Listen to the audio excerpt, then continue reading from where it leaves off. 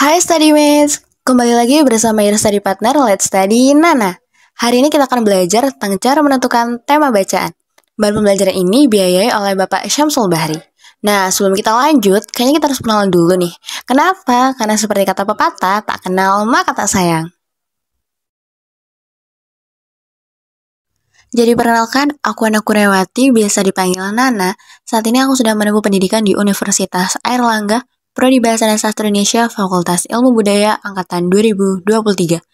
Nah, aku nih lolos menggunakan jalur SNBT dengan nilai skor kemampuan baca dan menulis atau PBM 651, literasi bahasa Indonesia 603, dan literasi bahasa Inggris 629.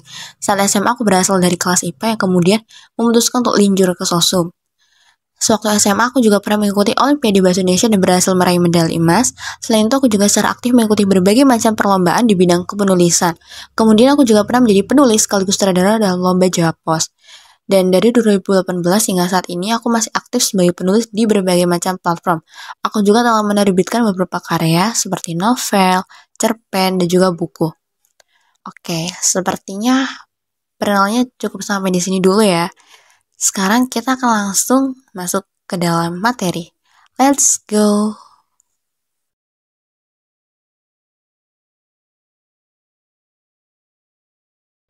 Udah pada tahu kah apa itu tema? Jadi, tema merupakan suatu permasalahan utama yang diangkat oleh penulis dalam suatu cerita.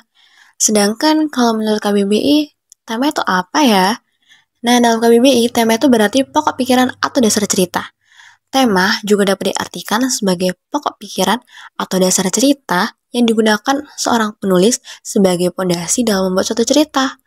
Jadi, sebelum seorang penulis membuat rangkaian lainnya, seperti judul, konflik, maupun penyelesaian cerita, penulis harus lebih dahulu menentukan tema apa yang akan diangkat dalam cerita tersebut. Karena sebagai fondasi dalam membuat suatu cerita, maka tema memiliki cakupan yang paling luas daripada lainnya. Hal ini tentu saja lebih luas daripada topik dan juga judul.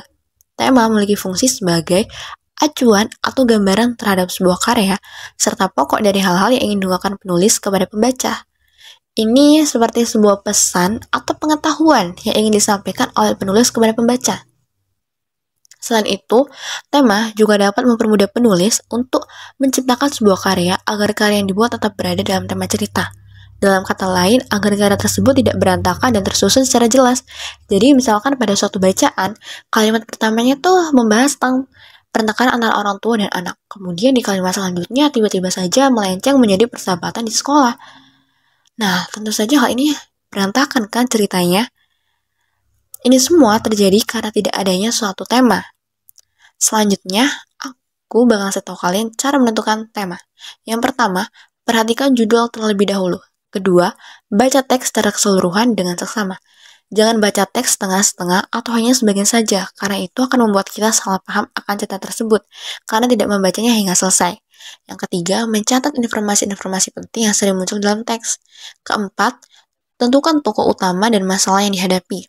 Dan yang terakhir, simpulkan berdasarkan informasi-informasi penting dan yang sering muncul dalam teks. Oke, untuk menguji pemahaman kalian, yuk kita bahas latihan soal berikut ini. Let's go!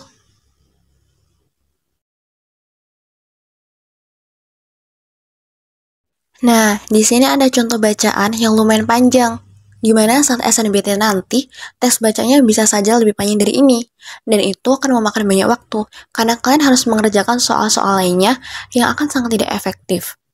Jadi, aku ada satu tips yang efektif buat kalian ketika mengerjakan soal literasi bahasa Indonesia atau soal-soal lainnya yang memiliki teks atau bacaan cukup panjang, yaitu Studymates bisa membaca soal yang terlebih dahulu. Kenapa kok baca soal yang terlebih dahulu? Nah, karena ketika kita membaca bacaan yang terlebih dahulu, kemudian beralih ke soal, bisa saja kita lupa mengenai isi teks tersebut. Sehingga kita harus kembali lagi membacanya. Dan ini akan sangat membawa waktu karena tidak efektif. Jadi, caranya kita perlu membaca soal yang terlebih dahulu, barulah membaca bacaan atau teksnya. Sehingga kita bisa tahu apa sih yang ditanyakan dari pertanyaan tersebut dan apa yang sekiranya perlu kita cari dalam bacaan tersebut. Oke, sekarang kita baca terlebih dahulu soalnya ya. Soal yang pertama, karena tema berfungsi sebagai pokok dari hal-hal yang disampaikan penulis, melalui teks di atas, apa yang coba disampaikan oleh penulis? Jadi, pertanyaannya tersebut mengenai apa sih yang coba teks tersebut sampaikan.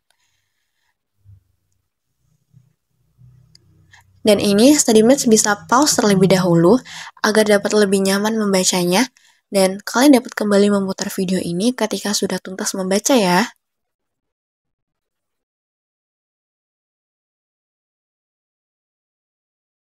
Gimana nih? Apa sudah selesai baca?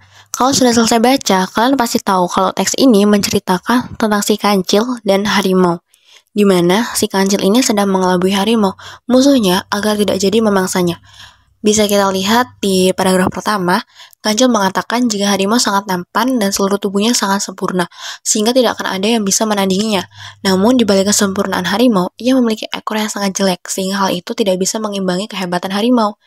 Harimau yang bodoh langsung saja termakan dengan rasutan kancil dan mengikuti saran yang diberikan, sehingga tubuhnya harus menahan panas karena terbakar api.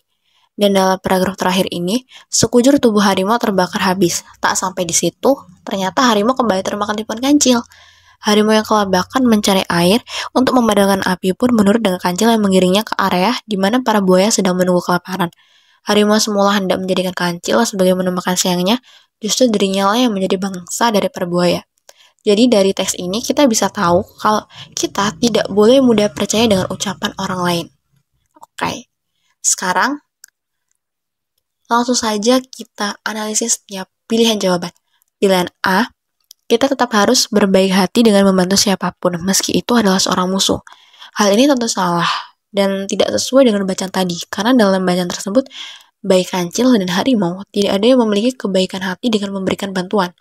Harimau yang hendak memaksa kancil, dan kancil yang berusaha menyelamatkan diri dengan menipu harimau. Jadi pilihan A ini salah ya. Sekarang kita lihat pilihan B. Sebuah kejahatan juga harus dibalas dengan kejahatan. Seorang penulis tidak akan menyampaikan sebuah pesan yang tidak bermoral seperti ini. Dalam bacaan tersebut, kancil tidak membalas kejahatan harimau dengan kejahatan juga dengan sengaja. Melainkan ia hanya berusaha menyelamatkan diri dengan mengelabui harimau. Dan harimau yang bodoh tentu saja termakan begitu saja dengan tipuannya. Sekarang kita lihat pilihan C ya. Jangan mudah percaya dengan gombalan orang lain. Hal ini juga salah, karena baik harimau dan kancil tidak ada yang memberikan gombalan. Kita beralih ke pilihan terakhir, D. Jangan mudah percaya dengan kata-kata orang lain agar terhindar dari hal-hal yang dapat membahayakan diri. Nah, jawaban ini tepat ya. Kita tidak boleh mudah percaya dengan orang lain karena kita tidak tahu niat apa yang dimiliki oleh orang tersebut. Oleh sebab itu, jawaban yang tepat adalah D. Kita beralih ke soal selanjutnya, soal kedua. Apa tema dari cerpen tersebut? Nah, StudyMatch dapat kembali pause video ini untuk membaca dengan lebih nyaman, dan jika sudah selesai, bisa kembali memutar video ini ya.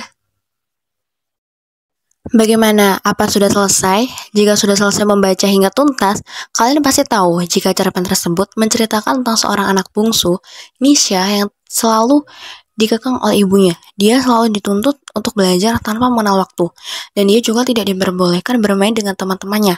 Hal ini juga terdapat pada paragraf ketiga ya, dan pada paragraf terakhir juga disebutkan jika Nisha sama sekali tidak diberikan apresiasi ketika berhasil. Sekarang kita langsung lihat pilihan jawabannya. Di antara ketiga jawaban ini, mana ya yang tepat? Betul, jawaban yang benar adalah C, pengekangan seorang anak. Oke, latihan soal terakhir. Dari tema tersebut, pesan apa yang berusaha penulis sampaikan? Kita langsung saja analisis setiap pilihan jawaban ya. Pilihan A, seorang ibu dapat membuat segala keputusan yang benar tanpa persetujuan anaknya. Pilihan A ini tentu tidak tepat, karena meskipun beliau seorang ibu, beliau tidak boleh mengambil asal keputusan begitu saja tanpa persetujuan anaknya. Karena meskipun beliau beranggapan keputusan yang tersebut benar dan baik, tapi jika sang anak tidak setuju, nantinya anak tersebut justru akan merasa terkekang dan juga stres, lalu berujung menyedihkan seperti Nisha. Kita beralih ke pilihan B. Melarang anak dengan keras demi masa depan adalah hal yang baik. Nah, kalau menurut StudyMatch, apakah hal ini benar? Tentu tidak ya, karena jika kita keras terhadap anak, nantinya anak tersebut malah akan membangkang, tertekan, atau bahkan sampai stres. Pilihan yang terakhir, yang C, semua perbuatan yang berlebihan akan berdampak buruk, walau tujuannya baik. Nah, jawaban ini baru benar, karena kita harus melakukan semua yang sesuai dengan porsinya. Dalam kata lain, jangan sampai berlebihan sehingga tidak berdampak buruk. Karena meskipun sang ibu itu memiliki tujuan yang baik ya. Beliau kan tidak tahu jika anaknya atau Nisha ini malah merasa lelah hingga depresi. Oleh sebab itu jawaban yang tepat adalah C. Oke, tak terasa kita sudah tiba di penghujung pembelajaran. Bagaimana? Apakah kalian sudah paham? Jika masih ada yang belum paham, dapat kembali menonton video ini atau mengerjakan latihan-latihan soal untuk melatih kemampuan kalian. Terima kasih kepada Bapak Syamsul Bahri yang sudah membiayai dalam produksi materi ini. Streamlabs bisa mempelajari kembali materi e-book, PPT, dan latihan soal yang dapat diakses pada tautan di description box. Video bahan pelajaran ini juga terdapat di playlist YouTube Let's Study. Kalian juga bisa mendukung Let's Study dengan berdonasi dengan nominal berapapun yang digunakan untuk mengembangkan platform Let's Study. Selain donasi dalam berbentuk uang, Anda bisa membantu kami untuk membagikan platform Let's Study kepada teman ataupun masyarakat di sekitar Anda. Serta jangan lupa follow akun sosial media Let's Study. Thank you for watching and see you in the next video. Bye-bye.